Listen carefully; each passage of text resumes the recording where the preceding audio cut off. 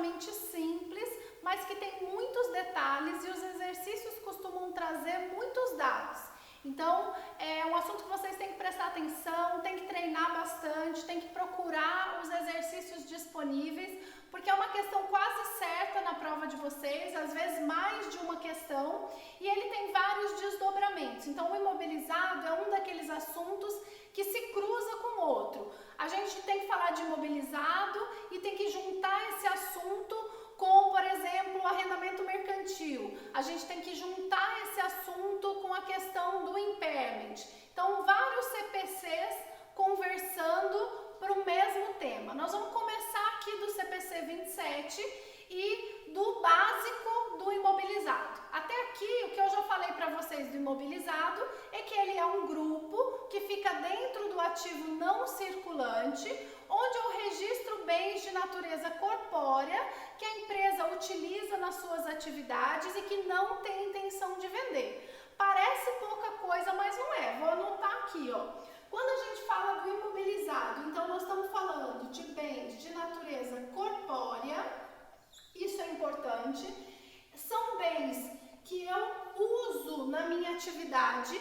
Então, quando eu digo uso, eu quero dizer que eles me ajudam a atingir meus objetivos sociais. Eles fazem parte das minhas atividades para que eu consiga cumprir os meus objetivos sociais. Eu não tenho a intenção de venda, ou seja, eles têm essa natureza permanente no sentido de que eu quero continuar com esses bens. Eu não estou querendo vender, eu não estou querendo parar de usar, eu não estou querendo transferir para outra pessoa, eu quero permanecer com eles nessa condição, tudo bem? A gente costuma classificar no imobilizado bens que tenham vida útil superior a 1 ano. Por quê? Porque se você tem uma vida inferior a 1 ano, não faz sentido, vocês já vão entender todo o trabalho de controle, de cálculo de depreciação, de teste de recuperabilidade para um bem que daqui a pouco vai ser baixado ou vai ser consumido e que viraria despesa. Tudo bem? Assim como a gente fala no estoque. Quando a gente falou do estoque, o que eu falei para vocês? Todos os gastos necessários para que o estoque esteja disponível para ser vendido para os meus clientes tem que ser incorporado como custo do estoque. Então, por exemplo, se eu contrato frete para levar aquela mercadoria até a loja, esse frete é somado ao custo do estoque. Se eu gastei com embalagem, com seguro nesse transporte, também. Se eu tive gastos com desembaraço aduaneiro, também. No imobilizado não é diferente. Então imaginem aí que eu estou adquirindo um bem para o imobilizado. Estou comprando uma máquina, um equipamento que eu vou usar na minha empresa. Tudo que eu gastar para que essa máquina chegue até a empresa e que seja colocada em operação, vai ser parte do custo do imobilizado. Então estamos falando aí do custo de aquisição, estou falando de frete, seguro no transporte, estou falando de custos com desembaraço aduaneiro e qualquer outra coisa que vocês conseguirem pensar aí que é um gasto necessário. Só que tem algumas especificidades desses tipos de bem. Então imagina que eu estou comprando uma máquina, como esse exemplo que eu estou falando aqui. Para que essa máquina seja colocada em operação, diferente de um estoque, eu posso ter que gastar com a instalação, com a montagem, com a preparação do lugar para que ela seja instalada e comece a operar. Então, se eu gastar com instalação, com montagem, seja gasto com material ou gasto com serviços, com contratação de profissionais para isso, esses gastos não podem virar despesa. E aí, não é uma novidade isso. Isso daqui já tem que estar tranquilo na nossa cabeça de pensar o seguinte: o que eu estou fazendo? Eu estou simplesmente respeitando confrontação de receita e despesa. Eu tenho um bem que vai trabalhar para mim durante mais de 1 ano, que vai me gerar benefícios por esse prazo longo e que, portanto, as receitas, os ganhos que virão do uso dele vão ser diluídos nesse tempo daqui para frente. Então, para respeitar o regime de competência e a confrontação de receita e despesa, os gastos relacionados com isso também têm que chegar no resultado prazo. Por isso que eu trago os gastos com instalação, com montagem, para junto do imobilizado, para que eles sejam distribuídos no resultado ao longo do tempo. E como é que ele vai cair lá no resultado se ele não vai ser vendido, se ele não vai ser baixado? Ele vai cair no resultado normalmente via depreciação, ou via amortização, ou via exaustão. Nós vamos falar melhor disso daqui a pouco. Então, na medida em que esse bem vai se desgastando, vai perdendo valor, este valor que ele está perdendo vai sendo apropriado para o resultado como despesa. E essa despesa vai fazer frente com as receitas decorrentes do benefício que esse bem traz para mim. Tudo bem? Só que aqui eu tenho mais algumas coisas a considerar. Por exemplo, vou até botar de outra cor. Eu tenho, eventualmente, tributos a recuperar. Se, eventualmente, algum tributo vai poder ser recuperado sobre o valor desse imobilizado, esse tributo não pode ser chamado de custo. Assim como a gente fazia com ICMS, com PIS, com COFINS, eventualmente com IPI, lá no estoque, eu vou fazer com o imobilizado. Então, se eu tiver algum tributo a recuperar sobre imobilizado, da mesma forma eu separo esse tributo no ativo como tributo a recuperar e limpo o meu imobilizado dele. Então, isso aqui vai ser um valor que reduz o meu imobilizado. Aí, eu posso ter aqui uma situação que foi, de certa forma, uma novidade trazida pelo CPC, pelas discussões que vieram com a 11638, que é o seguinte: eu tenho uma provisão que é um gasto estimado que vai acontecer no futuro para desmontagem, para descomissionamento dos itens que estão no imobilizado. Então, imagina que eu estou falando aqui de uma obra qualquer, de uma instalação qualquer, e que eu tenho a expectativa de que, quando terminar a vida útil desse bem, eu vou ter um gasto para desmontar, para desinstalar, para restituir o lugar, as condições originais, ambientais que existiam, sei lá, eu posso ter várias razões que me façam estimar um gasto no futuro decorrente de desmontar, de desinstalar esse bem. Da mesma forma que o que eu estou gastando hoje vai ser diluído ao longo da vida desse bem,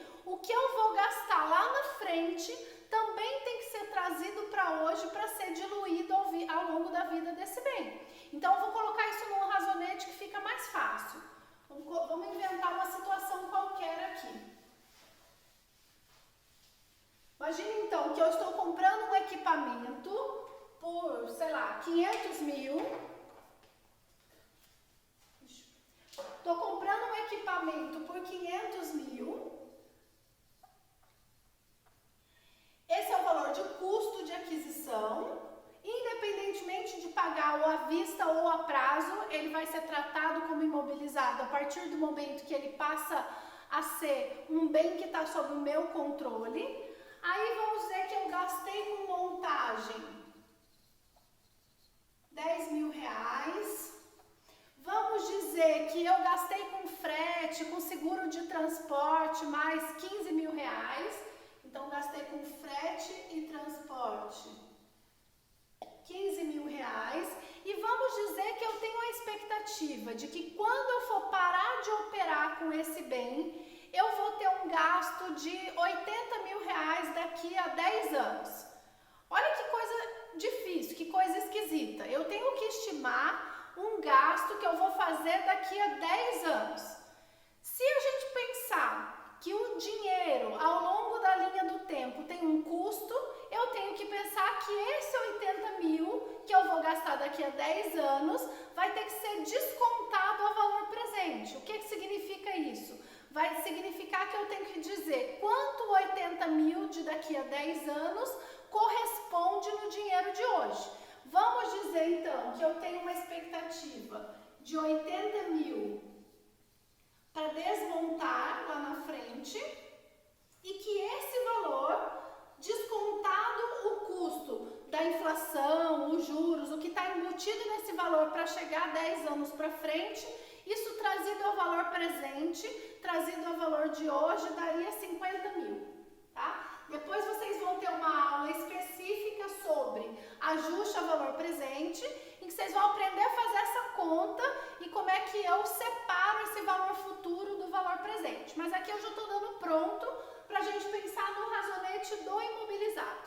Vamos fazer de conta que tudo isso aqui foi à vista, tá? Para facilitar o nosso razonete. Se fosse a prazo não muda nada, eu só coloco no contas a pagar. Então o que aconteceu aqui?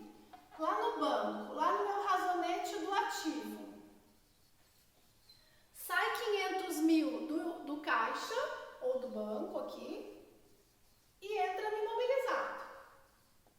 Beleza? Isso aqui é igualzinho que a gente faz para o estoque. Aí eu vou gastar 10 mil com montagem. Tive que contratar um profissional lá para fazer montagem.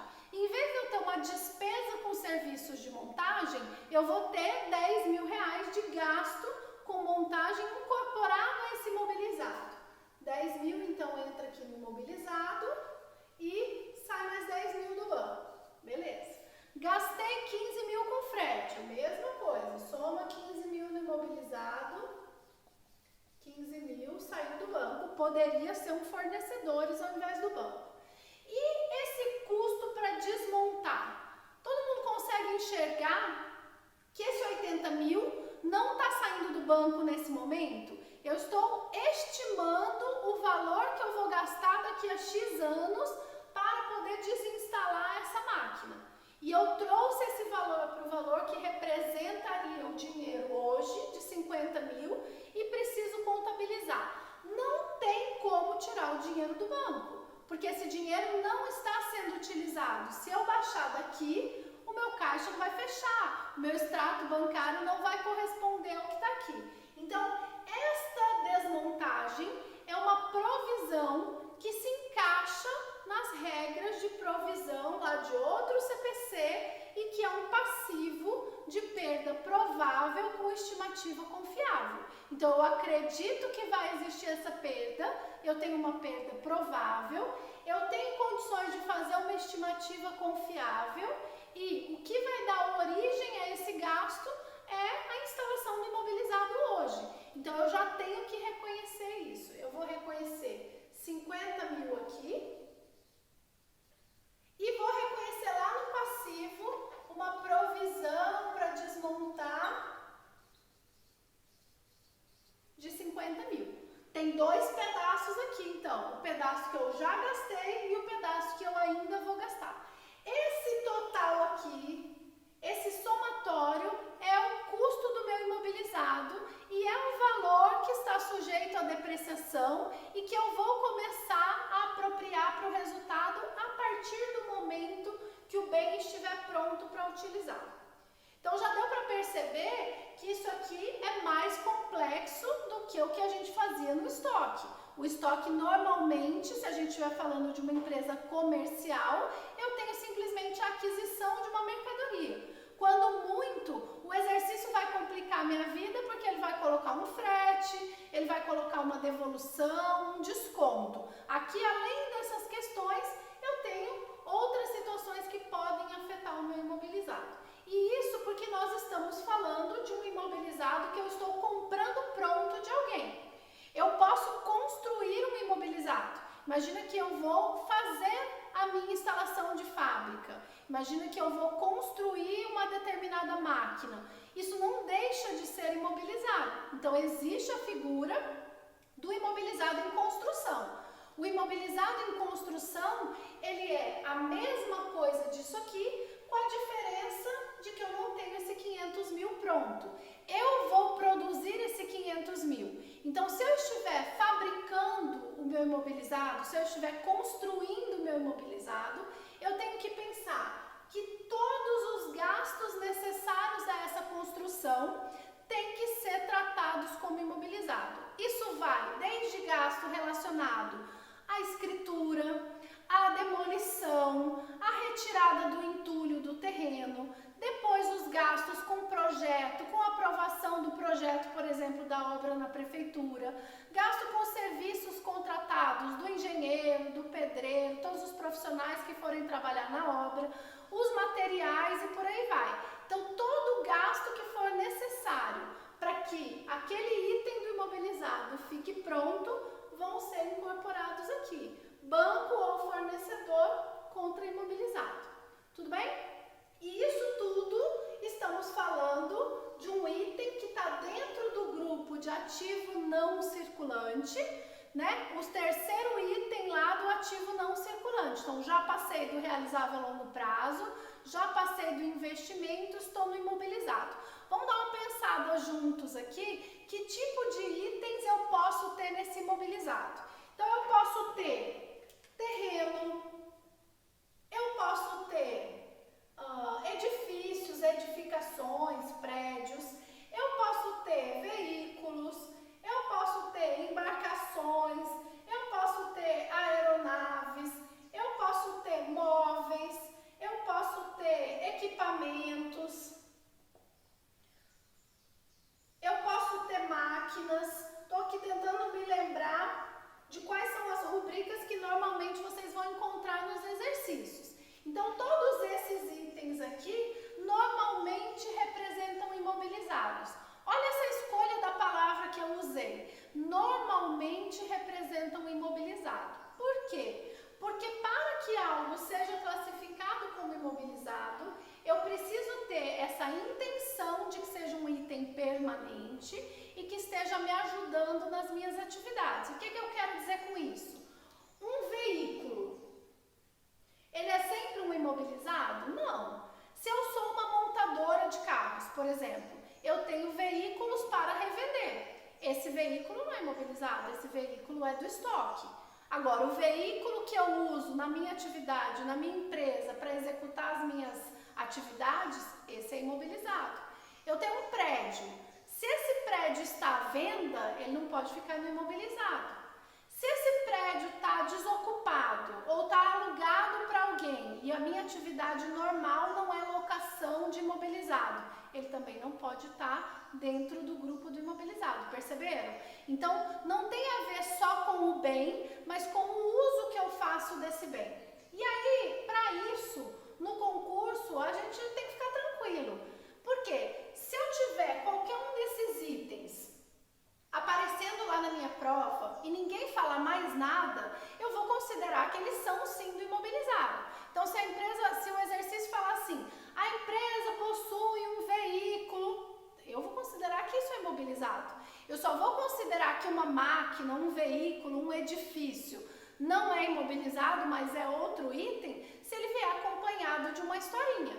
Nas situações normais, se aparecerem essas rubricas, eu vou tratar como imobilizado. E aí já sabemos, então, que a gente contabiliza tudo como ativo e a partir deste momento, o que é que eu faço com esse ativo? A partir do momento que ele está registrado e que ele está em condições de entrar em operação, de me gerar benefício econômico futuro, começa a correr o prazo da depreciação.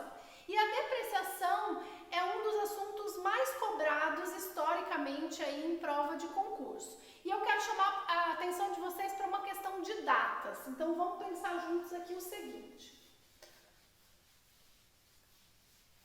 Numa situação normal, em que eu estou, por exemplo, comprando e instalando um determinado equipamento, existe a data de compra, existe uma outra data, que é a data que o bem chega lá na empresa, existe a data, que é a data que o bem fica pronto para entrar em operação, ou seja, ele já está instalado, montado, ele já está em condições de operar, e existe a data em que ele efetivamente entra em operação.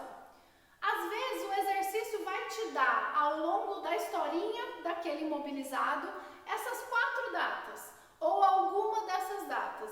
E as pessoas ficam meio confusas sobre a partir de quando eu começo a calcular a depreciação, o desgaste desse bem. Muito cuidado, porque é a partir daqui. Intuitivamente, a gente tende a dizer que o bem, como a depreciação é para fazer face ao benefício que esse bem gera para mim, a gente tende a entender o seguinte, bom, quando ele começa a ser usado, é que ele começa a produzir benefício. Então, é a partir daqui que eu calcularia a depreciação. E não é. A depreciação começa a valer a partir do momento em que aquele bem está em condições de operar e me gerar benefício econômico futuro. Então, o primeiro cuidado é, estou fazendo um exercício de imobilizado. Vou ter que calcular a depreciação a partir de quando a depreciação começa a valer? A partir daqui, de quando o bem está pronto. A depreciação a gente vai calcular, exceto se o exercício me der uma regra diferente, em bases mensais. Então, eu vou fazer frações de mês e eu vou calcular a depreciação sempre no último dia de cada mês, exceto se o exercício me mandar fazer diferente. Então, se o exercício falar, a empresa X calcula a depreciação no primeiro dia do mês, ok, eu obedeço. Se ninguém falar nada, vale o último dia do mês, mesmo que essa data que o bem ficou pronto seja no mesmo mês. O que eu quero dizer? Imagina o seguinte, eu comprei no dia 1º de janeiro,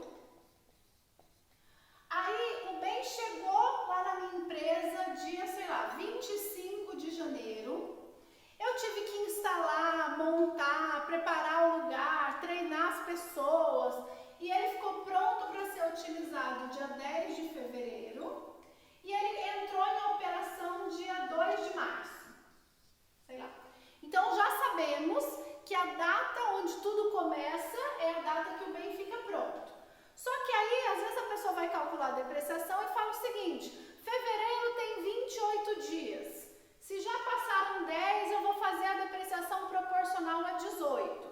Ou mesmo a empresa, a pessoa pensa, eu vou fazer a partir do mês que vem. Não, você vai fazer no mês que ele ficou pronto, no último dia do mês, um mês cheio. Lembrem que a depreciação ela é uma coisa estimada, ela é uma estimativa, então eu não preciso ter esse preciosismo de pró-rata dia que eu tenho, por exemplo, quando eu calculo os juros de um empréstimo. Se eu estou calculando os juros de um empréstimo, aí sim, eu vou calcular cada dia de juros como o banco faz para me cobrar. Agora, a depreciação é uma estimativa de perda de valor do bem. Então, eu vou fazer, nesse caso aqui, um mês de depreciação cheio já no mês de fevereiro. Quando chegar lá no dia 28 de fevereiro, eu tenho um mês de depreciação para contabilizar. E aí, estou falando aqui o tempo todo de depreciação e não falei para vocês o que é depreciação. A depreciação é a perda de valor de um bem do imobilizado por uso, obsolescência ou ação da natureza. Essas 3 palavrinhas aqui são importantes. Então, o bem perde valor por uso, lógico, eu vou usando, ele vai se desgastando. Obsolescência, ele vai ficando tecnologicamente ultrapassado, surge um equipamento que é melhor, surge uma máquina que é mais desenvolvida, aquela tecnologia não serve mais, ou ele perde valor por ação da natureza. Ele enferruja, ele fica parado, ele se desgasta. Então, qualquer um desses 3 motivos aqui causa a depreciação. A depreciação, em geral, vai ser calculada de forma linear. O que eu quero dizer com isso? Que eu vou pegar o valor total que eu espero perder daquele bem e vou distribuir por igual em cotas constantes ao longo de uma linha do tempo. Então, se eu fizer a depreciação com base no tempo pelo método linear, que é o método que a gente vai fazer se ninguém falar que é diferente, eu vou dividir o valor depreciável pela vida útil do bem e vou ter uma parcelinha igual a cada mês. Tudo bem? Aí eu falei aqui uma coisa que é a vida útil e o valor depreciável do bem. São 2 informações novas de novo. Vamos pensar o seguinte. Eu tinha lá um bem que tem um valor, por exemplo, de 600 mil. Isso aqui já é a soma de todos os gastos necessários para que o bem estivesse em condições de operar. Tá bom. Eu vou perder todo esse valor ao longo da vida útil? Talvez sim, talvez não. Pode ser que eu fale, olha, eu vou usar essa máquina durante 6 anos e quando chegar no final de 6 anos, eu acredito que eu consigo vendê-la por 40 mil. ou eu consigo vendê-la por 50 mil, ou não, ela não vai valer mais nada, vai direto para a sucata. Então o exercício vai me dar essa informação. Esse valor que eu espero não perder do bem é chamado de valor residual. Ele é parte do valor total do bem e ele é o pedaço que eu acho que eu não vou perder. Então eu comprei lá minha máquina de 600 mil. Vamos dizer que o exercício me falou que eu tenho uma vida útil estimada de 10 anos. Então eu acredito que essa máquina vai servir para mim, para as atividades que eu pretendo fazer com ela por 10 anos. E ele me fala que depois desses 10 anos eu vou conseguir vender essa máquina por 50 mil. Esse 50 mil então é chamado de valor residual. Eu tenho um valor residual de 50 mil, que é a parcela desses 600 que eu acho que eu não vou perder com o envelhecimento, com o desgaste dessa máquina. Como é que eu contabilizo isso então? Se eu for colocar isso aqui no razonete,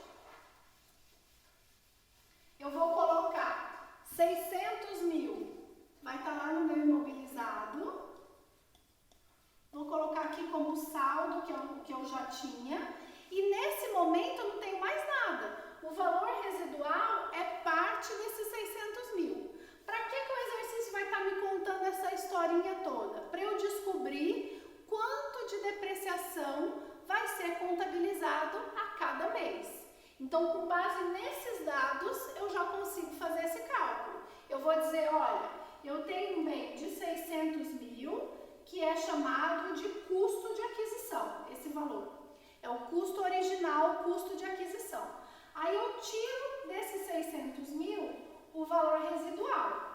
Percebam que o que eu estou fazendo aqui é o cálculo da depreciação. Isso aqui não está fazendo nada no meu razonete. Eu estou calculando a depreciação.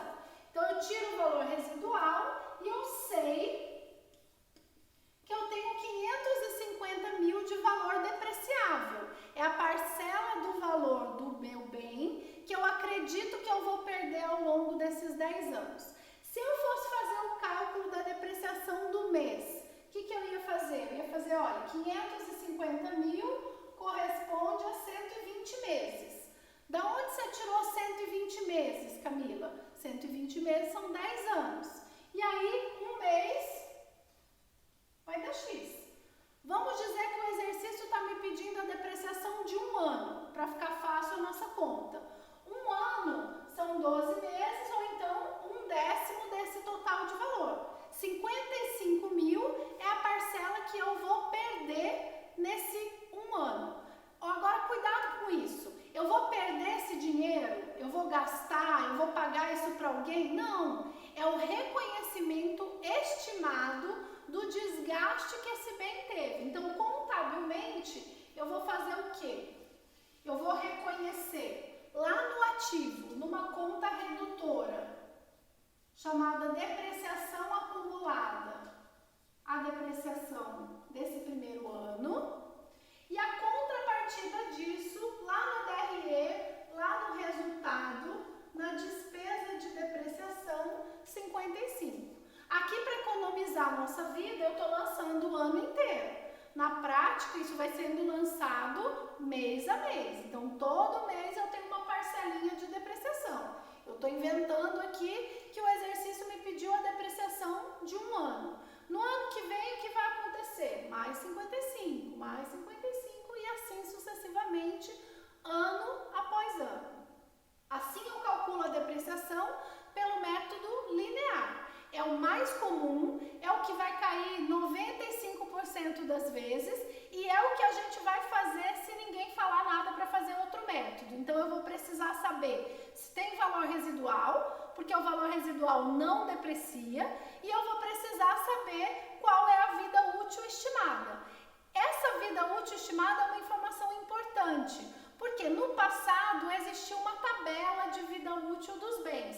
Vocês não vão mais encontrar isso assim no exercício. A regra contábil hoje diz: faça uma estimativa de quanto tempo aquele bem vai servir para você. Então, se o exercício me trouxer a indústria que vendeu a máquina diz que ela vai durar 15 anos, mas eu tenho a expectativa de que eu vou usar 8, é esse 8 que você vai usar para fazer o cálculo da depreciação, ok?